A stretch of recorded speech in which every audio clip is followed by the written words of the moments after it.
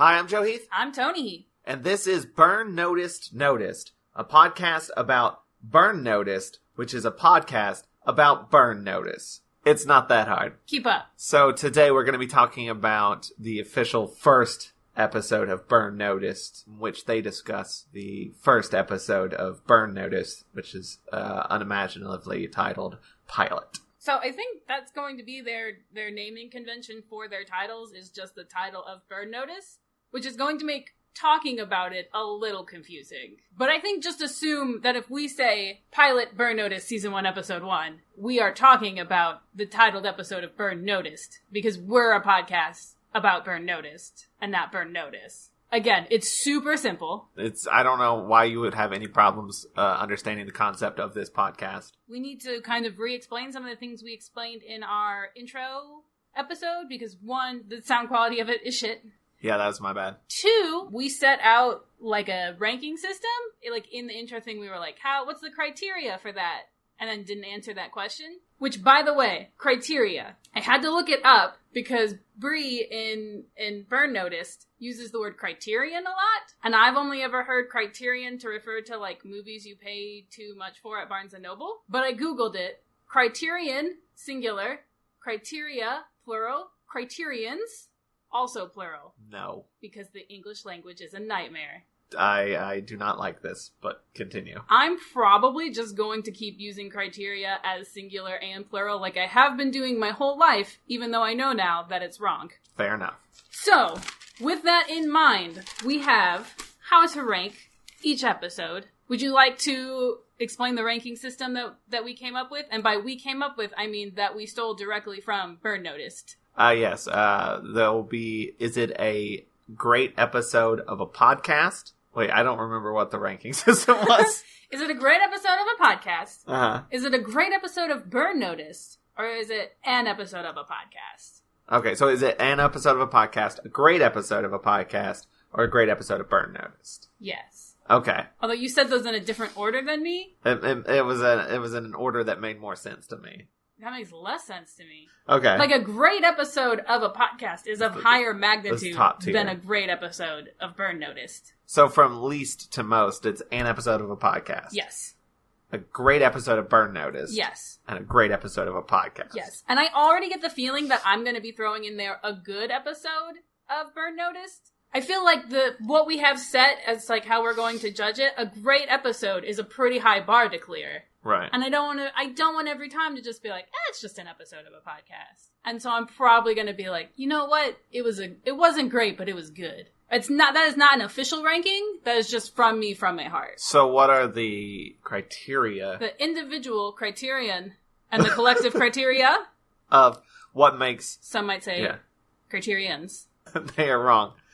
They're not. That's the absolute mental thing. For a great episode of a podcast. Now, this is something that you and I had to talk about because we listened to very different podcasts. Right. You listen to more think pieces than I listen to more goofs.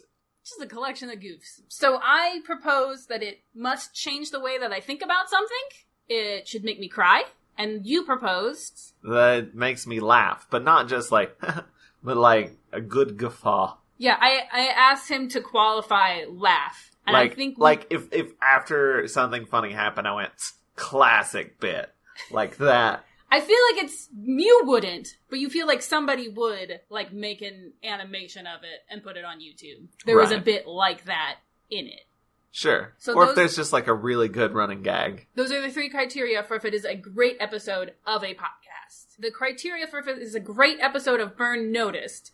We've actually talked about this one less. I have two. Your note just says Chris and Bri, which I think is going to be every episode of Burn Noticed. I was trying to make some criterion that's like Chris and Bri, we have something that exemplifies their dynamic, or else they grow closer together as people. Now, which one of those do you prefer? Because I think we should only do one or the other. Well, see, here's the thing. I think it might be a good episode if they grow further apart. Right. Okay. So we'll just make... If there is a dynamic shift of some sort. Oh, okay. Whether it be positive or negative. Dynamic shift. That's an interesting one. I don't know if it'll ever come up.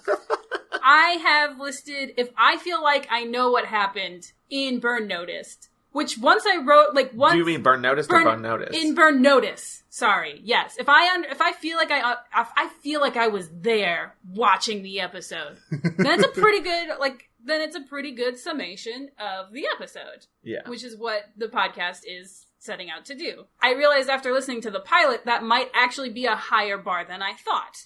Just given the amount of shit that was going on in the pilot. To be fair, which I don't think this is something they said in the pilot, which is marked against them. The pilot of Burn Notice is a 2-hour pilot. Oh, okay. I didn't realize that, which is probably another mark against that. Yeah. And then I think just like, was I entertained for an hour? That's what these kind of podcasts are for. Did it hold my attention? I maybe didn't do like a big, deep belly laugh, which would make it a great episode of a podcast, but I probably chuckled. I thought there was a good running gag, which is Chris desperately trying to get Bri to acknowledge that Ray Wise is famous. But we may be jumping ahead, because we're kind of doing final thoughts here, and we need to... Well, what I would like to do next... Yes. I would like to evaluate my understanding of the pilot episode of Burn Notice. This is what you think the plot of the episode was, based on Chris and Bri's recap of it. Which, by the way, Toni has not watched the episode. I have watched the episode. So I feel like you can evaluate, having listened both to the podcast and seen the episode, you can evaluate my understanding. So here's what I have. I have an outline. It's just a list of 7 things. 1, he was burned. That seems like the most important, the most relevant. Okay, can I cast some clarification on that? Do you understand what that means? Yes, because I've seen the introduction to Burn Notice multiple times. Okay. As a spy, he's fucked. He flies to Miami. I don't know why he flies to Miami. I just have it written down that he does. And while he's in Miami, he builds a fake bomb to get his old handler to call him, which I think he does, but I don't know what comes of it. I just know he builds a fake bomb. His handler calls him about it and is like, what the fuck? Okay, that's 2. 3, he talks to an art dealer for reasons. I think there might have been smuggling. Now, granted... Oh my goodness, you missed a huge plot point. Granted, this is more, I think, an indictment of my ability to listen to and retain information than it is, like, Bri and Chris's ability to deliver information. Because they clearly say something, like, you've missed the, like, main plot of the episode.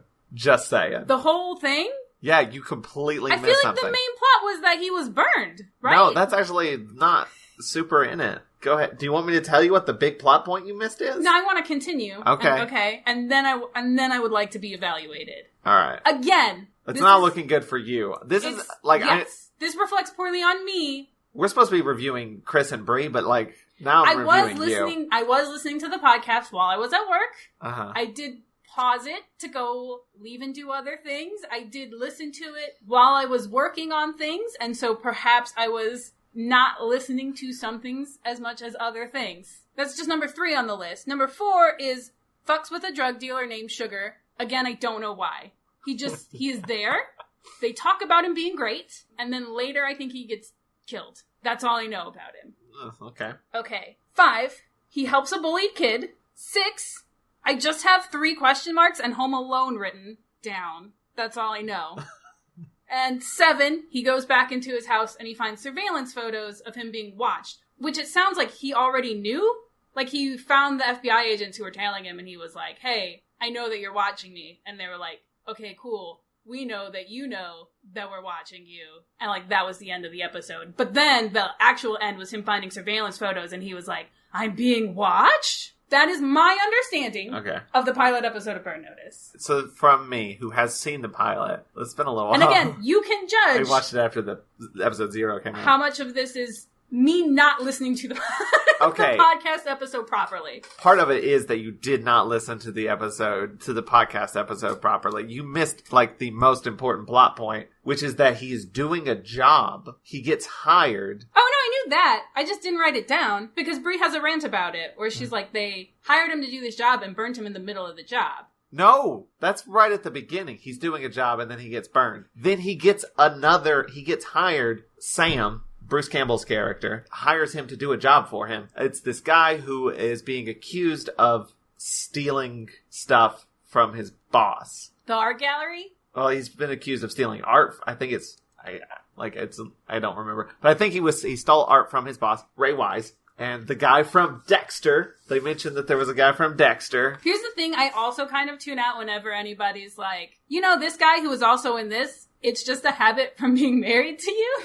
Okay, but listen, he was hired by this guy who is accused of stealing art from his boss, which is why he goes to an art dealer. Okay. It's actually his boss did it. Like, he's framing his employee because he's doing sketchy stuff. And where does the bully kid factor into this? The kid is his client's kid, the guy that he's helping. Oh, okay. So he's the thing. Protecting the kid. I think we've talked about Burn Notice enough. Wait, I want to say one other thing. Okay. I think that he's being watched by a third party, not the FBI. Not the FBI. I would like you to give me two numbers. Let's say on a scale of 1 to 5.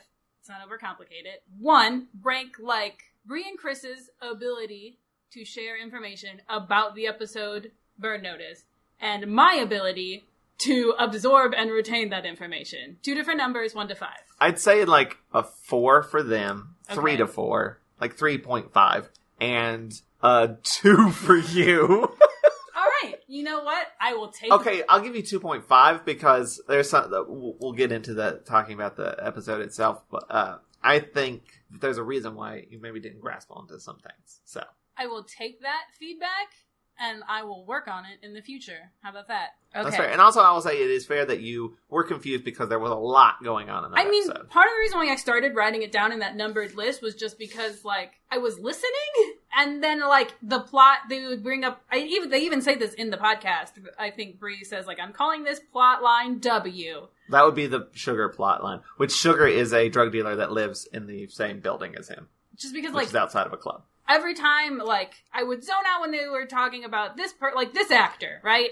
Right. Because I don't know actors, and it's not useful information to me. And then when I would tune back in, they were talking about, a completely different plot point. Every time they talked about a new plot point, I was like, these are all drastically different things, and I don't know how they're all one episode of a show. What do you want to talk about now? You want to talk about the actual episode? Yes. Of the podcast? Yes. Okay, so I have a criticism of sorts. And it's actually called out in the podcast itself. I think Chris calls Bri out on this. Sorry, Bri. She has this habit of just listing things off. And I think sometimes that's a little dry. And I would have enjoyed a little more going into depth about some of the things that she was just speaking listing from off. The heart. Let's explore this thing that you're talking about a little bit more. Because sometimes she'd just be recounting the plot and that was it. Yeah, but I also feel like sometimes you have to get through that. You have to be okay, these important plot points happen. Here are my thoughts about it. But you have to, just get them out there and say them. I struggle with this in our podcast a lot. Of, God, we've just been, just recounting the plot for a long time. And it's really boring. And I want to get through it so that we can get to, the meatier stuff of, some jokes. Some jokes about boobs. Which is probably one of my favorite things about this episode of Burn Noticed. It's boobs? Yeah, Chris has a pretty funny bit about boobs in it. They talk about how it's just gratuitous, and they say there's this one scene where it's literally shot of boobs, cut to another shot of boobs, cut to cubist boobs. A painting of cubist boobs, which I thought was a fun observation that I enjoyed. I have notes, which is something that I don't do for our other podcast. Which is weird, because I take notes for our other podcast, which is the Watch-A-Thon of Rassilon, by the way. I take notes for that. I did not take notes for this. My first note just says, weekly, ? And then, fuck, period. Because I didn't realize it was a weekly podcast, which means I didn't realize that this is a weekly podcast. Yeah, our other podcast isn't even weekly. It's the one that we, put effort and time into is bi-weekly. So I guess we're doing this weekly every week. Yeah, until we give up. Until we give up or die. Or we don't have to go on the same schedule they do. We can get a little behind and then catch up or whatever. Just do it whenever we want. That's true. We can be as lazy as we want to be. There are no rules. We're under no pressure to perform. Yeah, it doesn't even have to be good. Yeah, it's not. So let's continue. There was also a lot of discussion about Monk and Psych, because Burn Notice is a USA show. And Chris, like me, I think his exposure and my exposure to Burn Notice is very similar in that, I also watched a lot of Monk and Psych And Burn Notice was just like there. Yes, Burn Notice either was airing before or after, or you saw a bunch of promos for it. And they discussed this in the podcast. And at the time, I was kind of thinking this would be a much better podcast if it was about Monk or Psych. That's fair. Because I love both of those shows. And like out of the USA ones, I watched a lot of Monk. I have a lot of opinions about Monk and how it ended and why it was bullshit. And I have a lot of opinions about Psych and why it's so close to being so very good, except that it's a USA procedural. And so it's hampered. As good as those get. Yeah. Which is just like a step away from being great. I also want to talk about, because they compare it to Monk and Psych, they also compare it to Dexter, which isn't a USA show, but a Showtime show, and how it's sort of like Dexter, but for spies, or Dexter is Burn Notice, but with a serial killer. I actually also found a lot of parallels between Dexter and Psych as well. So, like, flashbacks to his father teaching him how to be who he is. Is both a thing in Psych and in Dexter. Oh. So I guess these shows were all just sort of pulling from each other. Yeah. I do have Chris calls shows like that competence porn. Mm-hmm. And when he does, the like reaction from Bri is the horniest reaction. She just goes, yeah. Bri's horny for competence. Bri is horny for competence. That's what I learned. That's probably the most important thing that I learned. I mean, I knew it. Right. But it's the most important thing that came out of this episode of the podcast. I wonder if Bri's learning about it right now. Bri, you're horny for competence. No, she knew that. So, actually, everything we've talked about already is before they start talking about the episode itself. They take 7 minutes and 14 seconds to get into talking about the episode. Is that a criticism, or it's if you've listened to our podcast? It is a neutral observation that I was going to ask your opinion on. I don't mind. I don't care. I just like listening to Bri and Chris. Like, I'm more into it for Bri and Chris than I am for Burn Notice. Like, I do want there to be Burn Notice there. But, like, I'm the guy that listens to You Talking You Two to me, where there was an entire episode they forgot to talk about the thing they were supposed to talk about. So, it doesn't bother me too much. Yeah, I mean, I think you were about to say how long we can go in the Watch-A-Thon before actually getting to talking about the episode. I think what is kind of curious about doing this is that it's making me think a lot about the Watch-A-Thon of Rassilon. When, I mean, normally the amount I think about it is just like, I watched it, we're recording it, that's it. But now that we're like critiquing a podcast with a very similar sort of format to ours. It makes you look inward. Yes, it makes me question, like, God, because we probably take like 15 minutes sometimes to get to talk before we talk about the episode. And is that too long? And I don't think we've ever taken 15 minutes. 10 minutes. 10 minutes. Probably 10 minutes max. I mean, that's goofs. That's an important part, I think. Yeah, you gotta have some goofs. You have to have a collection of goofs. It's one of our individual criterion. I would also like to personally thank Bri for the phrase banana pants, which I don't think is a phrase I've ever used before. Really? But we'll definitely use in the future. I've heard banana pants. I've heard it, but I hadn't, one, never heard it so much, and two, like, I was like, I've underappreciated it until this moment. Getting to my notes, and I have one criticism. Okay. Which is, so we talked a little bit about how, like, Bri will kind of, like, breeze through the plot stuff. Yes. And at one point she says that he steals a motorcycle, but in a nice way. What does that mean? In the episode, he takes someone's motorcycle, and he's like, don't worry about it, I'll leave it at the airport. Oh, in a nice way. Yeah. Okay. Though I did not have that context. There are a couple of times that Bri and Chris pose questions, and because I'm just listening to them while I'm, like, at work and not doing much, it's easy enough for me to, like, Google the answer, and so I have the answers. Okay. I wonder if we should make this, like, a segment. Okay. Of, like, if they ever pose questions, we'll just answer them. So this is Bri and Chris asks! Yes. And I know when people do this to me, like, we all the time will ask questions on the podcast, and the way that get detailed answers 3 years later. Super detailed answers months and months later because of the way people listen to the podcast. People are watching along with us. And so whenever they get to, like, that, and I mean, what is it? 3 years? 2 years? Worth of episodes of Watch-A-Thon? That's a lot, yeah. So, like, by the time people answer me, I don't remember being the type of person who cared about this information. That's how I feel a lot of the times. We're doing this on a lot quicker basis, though. Yeah. Presumably. So, one of the questions they asked, which I assume that they've already looked up, is it Sam Ash or is it Sam Axe? It's Sam Axe. It's Sam Axe. Ash is another character that Bruce Campbell played. Right. The second question was whether or not they had some sort of consulting producer on the show. They did. The name that they have given him is Michael Wilson. I don't know. I don't think that's a real name, but there is somebody credited as consulting producer who was presumably some kind of spy. And that's all my 10-second Googling revealed. There was more information, but I did not bother to look it up. The name is Michael Wilson, which sounds a lot like Michael Weston. Yes. It does sound like it's possibly fake. Or, not fake, but like a fake name. pseudonym. But supposedly there was a consulting spy person, and I think Chris mentioned something about them, I don't remember if it was Chris or Bri. Actually, it was Bri, I think. When they are, making actual bombs, she said they get, sketchier details. Mm-hmm. And what I read specifically was, there was something with him making a bomb out of a microwave that they, had to go, hey, take some more details out of that. Right. So I don't think that's unique to just Burn Notice either. I'm pretty sure it's been a problem in other shows as well. Yeah. But there's definitely somebody consulting and giving real information. Now, how much of that do they take and go, well, I'm going to ignore this? This consulting producer probably told them about, you can buy uniforms at a uniform store. And both Bri and Chris were like, uniform stores? What are uniform stores? Chris, Bri. Okay, well, I don't know where you live, Bri, but I know where Chris lives. I have his address. Jesus. I did a Google search. There are at least, I didn't even do a deep Google search. There are at least 5 uniform stores within 20 minutes of where he lives. One of them's within 10 minutes of where he lives. So if he wanted to get a uniform and rob a place, he could.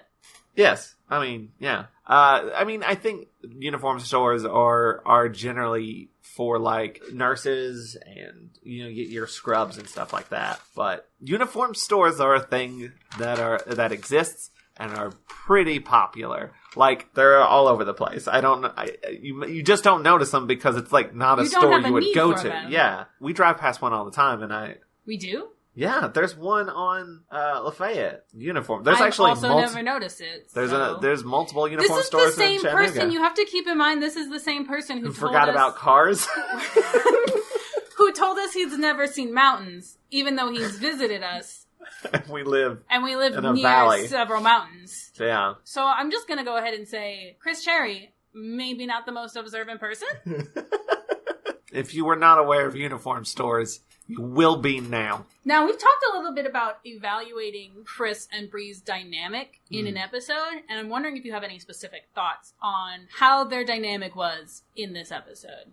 It kind of worked out the way I kind of assumed it would, which is that Bri definitely likes the show more than Chris does, and gets a little more defensive about it at times. There's one specific moment that I wrote down, which is when Chris is like, the costuming all looks like everybody looks like they're from a cartoon. And Bri goes, and it's great. Not like in an excited and it's great, like a threatening and it's great. And you mean that's a good thing, right, Chris Cherry? I knew that was how it was gonna work out, because I knew Chris did not think this was a good show.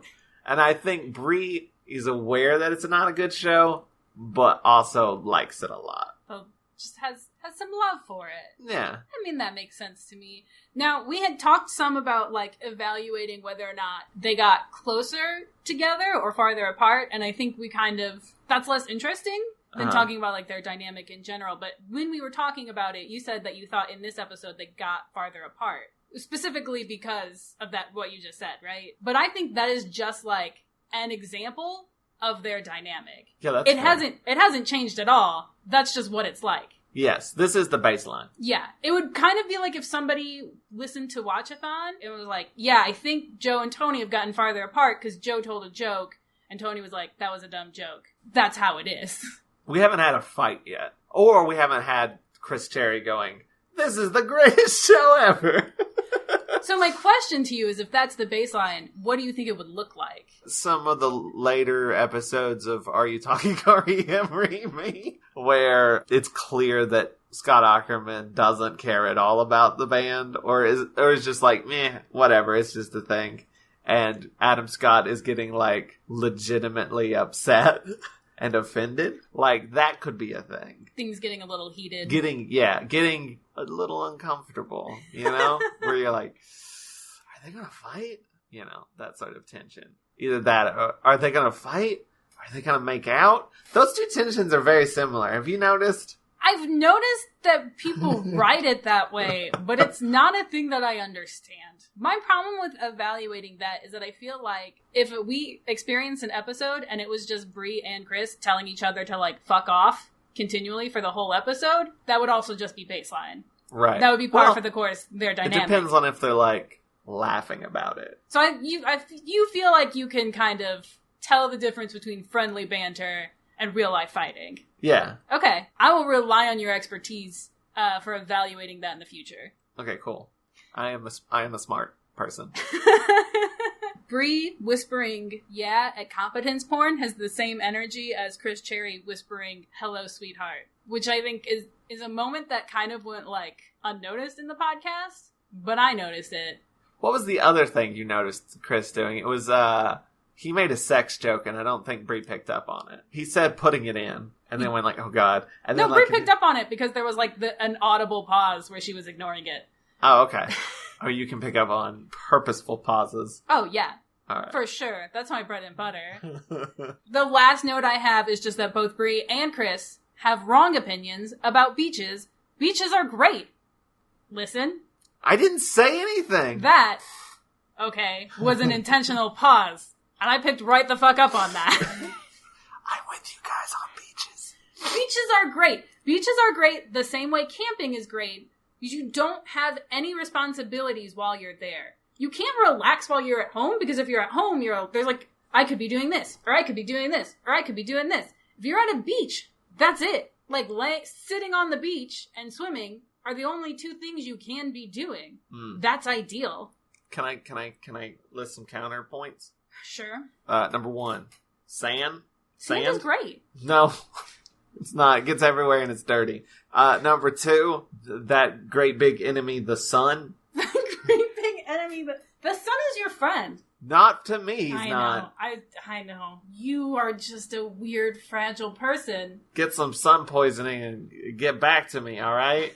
Fuck you, son. And that's only two things.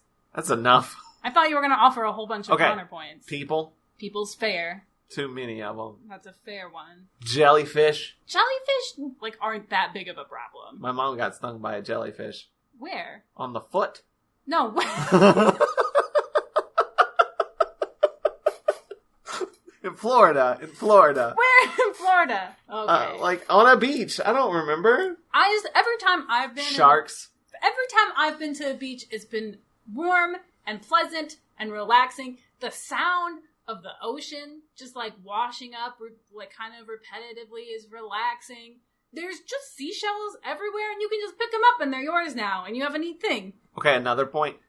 Big muscly guys who kick sand in your face and steal your girl, and then you have to resort to replying to a ad in the back of a comic book so you can get a gym set that doesn't do shit. Okay, but that's not a real thing. I think we should rate this episode of the podcast Burn Noticed. Okay, so should we start at the bottom and work our way up? Or should we start at the top and work our way down? Start at the bottom. I mean, it's definitely an episode of a podcast. It's hard. That's always a given, right? Right. It is an episode of a podcast. Is it a great episode? You know what? Now that I'm thinking about it, we should start at the top and go down. Because you're eliminating. It's not this, but is it this? It's not this, but it's this. Okay. So, is it a great episode of a podcast? No. No?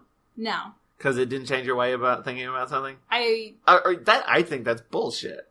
Oh? You're calling me out? I'm calling you out. Right here in episode 1. What? Did it change your way of thinking about something? No. Yes, it did. What? It made you change your way of thinking about how we do podcasts. Oh, shit.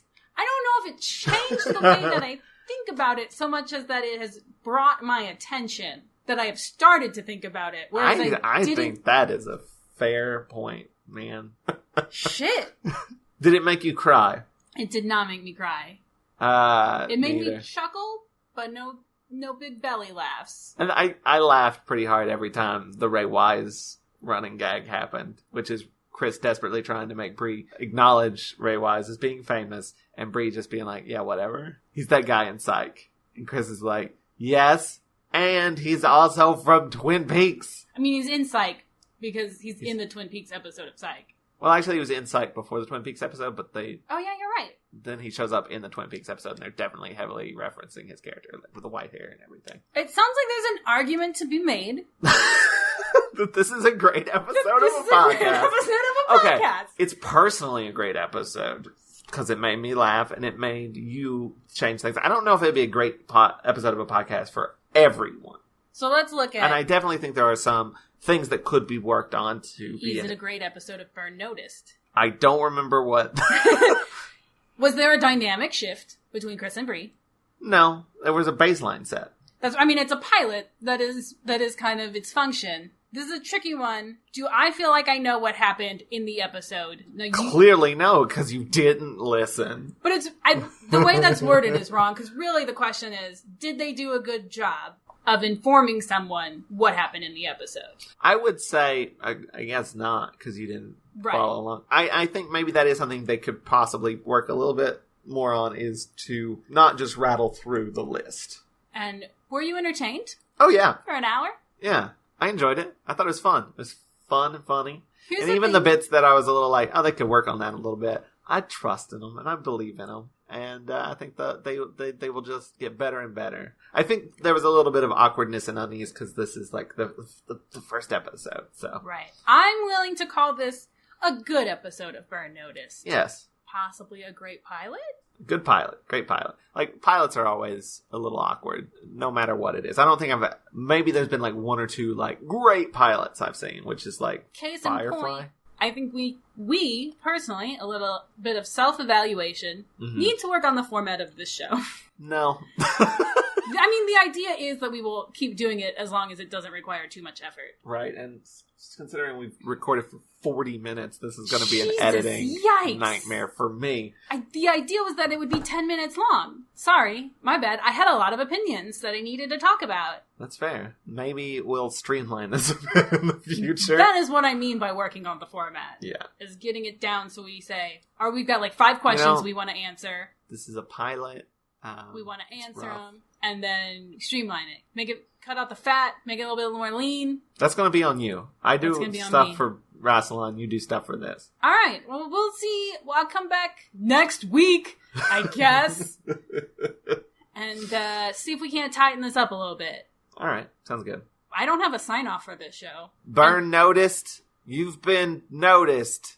Burn. No, God, no. Please, no. So I did last time. It was bad last time. Well, you come up with something better. Well, mine's generic. I can use mine from Watch-A-Thon. You and your Keep Calm and Wrestle On, you're the one who's screwed. Right. Because I can just say, goodbye, and I love you in a platonic parasocial way. Burn Noticed. You've been noticed. Burn. God damn it. You're gonna make that your thing for real, aren't you? Yeah. All right. Thanks for listening. That's been Burn Noticed, a podcast about Burn Noticed, which is a podcast about Burn Notice. It's not difficult. Keep up.